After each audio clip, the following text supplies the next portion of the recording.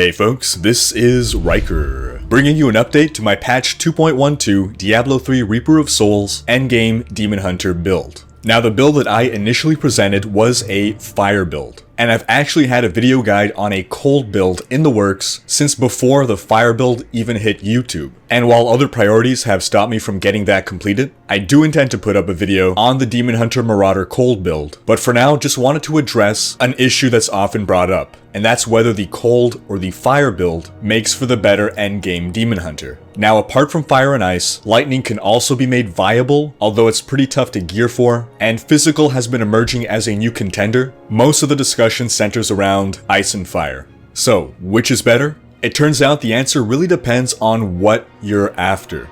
And the easiest way to sum this up is by asking whether you prefer to run T6 speed rifts, or you want to try to push as high into the greater rifts as possible. You see, the cold build relies on cluster arrow, whereas fire traditionally uses multishot. And it's the difference in behavior between these two skills that establishes their strengths and weaknesses. Put simply, cluster arrow is better at dealing with single targets, such as Rift Guardians, whereas multishot is better at dealing with large groups of enemies. The higher up you go in greater rifts, the more gruelingly tedious those Rift Guardian fights become. The Rift Guardian tends to be your stopgap to completing a rift on time. So while multishot will be able to deal with all the white mobs before you get to the Rift Guardian a lot faster, you will slow down tremendously when you hit the Rift Guardian. Instead, the cold build is a lot better at dealing with that final engagement. Now that said, both of these builds are great for T6 and for higher greater rifts. You can get well into the 40s with a fire multishot build.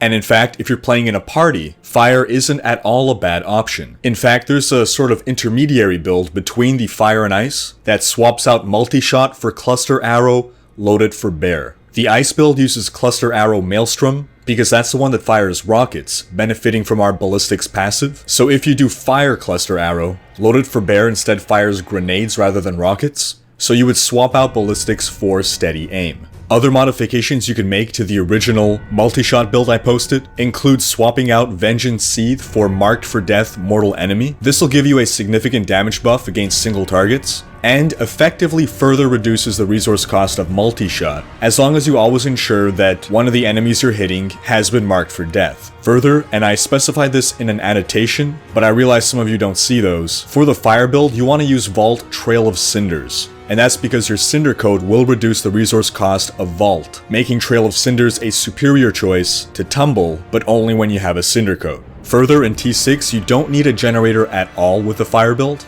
but resource management will likely become a problem at the higher greater rifts. At that point, you'll want to swap out Marked for Death for Entangling Shot Justice is Served. Or if you have a critter shot, use Elemental Arrow Immolation Arrow. That wraps up this update. Check back in the future for my guide to a cold Demon Hunter build, or if you want that guide right now, then you can check out a written version of it up on The Escapist, and you can find a link to that in the description below. Thanks for watching, check out these other videos, and if you enjoyed this one, share it with friends, leave a comment, hit like, and subscribe to join Rhykker's Raiders.